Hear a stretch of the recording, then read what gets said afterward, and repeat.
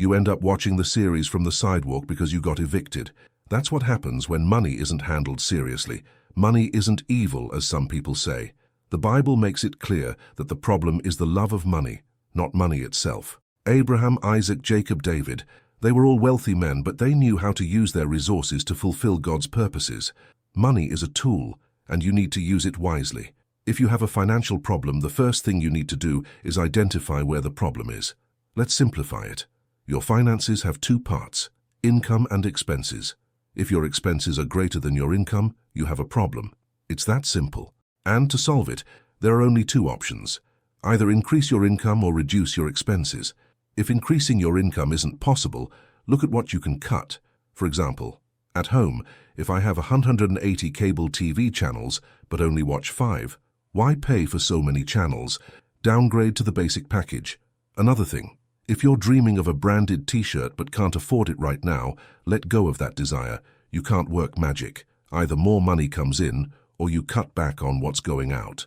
If the problem is financial, there's no point in running from it.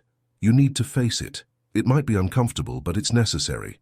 If money is tight, sit down with your wife, gather the family, and talk openly. Say, the financial crisis has hit our house. It took a while, but it's here. We'll need to make some adjustments. And yes, adjustments are necessary. For example, soda, only on Sundays, and 1 glass per person.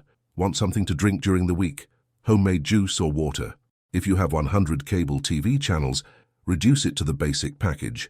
Air conditioning, turn it off. Put an ice tray in front of the fan and make it work. Believe me, facing financial difficulties causes less strain than dealing with the consequences of uncontrolled debt.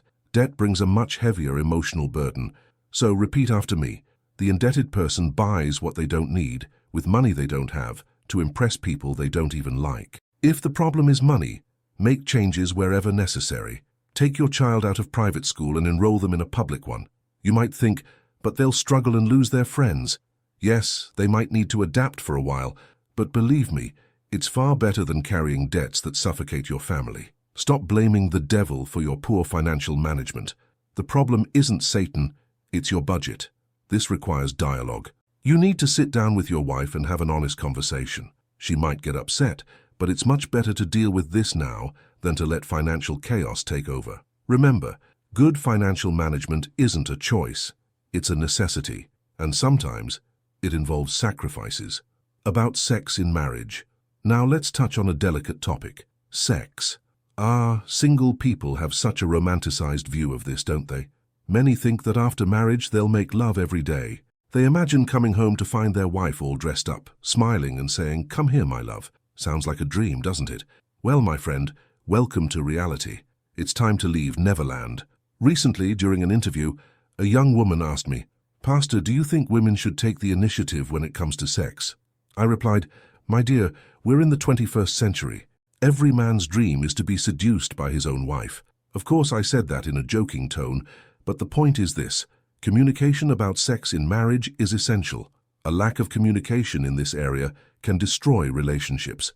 Many men, out of shame or not knowing how to approach the subject, end up turning to pornography as an escape. Here's a hard truth. Pornography is a lie. Those scenes that seem so real are pure fiction. You know that woman with the perfect glow? It's oil. Those short videos that last a few minutes often take days to film. That's not real life. Let me say something important. Your wife is not a fictional object. She's a real woman, filled with the Holy Spirit, with emotions and feelings. Don't compare her to something that isn't real. Such comparisons destroy intimacy and create unrealistic expectations that only drive the two of you apart. The key lies in communication, mutual understanding, and patience. Intimate relationships must be nurtured with respect and love, not built on fantasies or distorted ideas. Some men even go so far as to ask their wives to watch pornography with them, thinking it will spice up the relationship. Then the wife sees those unrealistic scenes, overly exaggerated physiques, completely artificial bodies, and thinks, "How can I compete with that?" Let me tell you something. That's not going to help. It will only harm your marriage. If you're facing issues in your sexual relationship, the first thing you need to do is acknowledge it. Problems like infrequent intimacy or low satisfaction levels need to be addressed. Don't ignore them. Whatever it is, problems are meant to be solved. Marriage is a partnership, a project for two where both must work together to find solutions. For example, if the problem is financial, sit down with your wife and plan. Say, let's make some adjustments and check back in 60 days to see how we're doing. You'll realize that when you work together, you can overcome any challenge. What doesn't work is one person carrying all the responsibility while the other doesn't participate. That creates burnout and strain. Now let me answer a common question. Pastor, what can I do to get my wife in the mood? There are 3 things that make a woman feel ready for intimacy. 1. Mental and emotional well-being. Your wife needs to feel emotionally secure.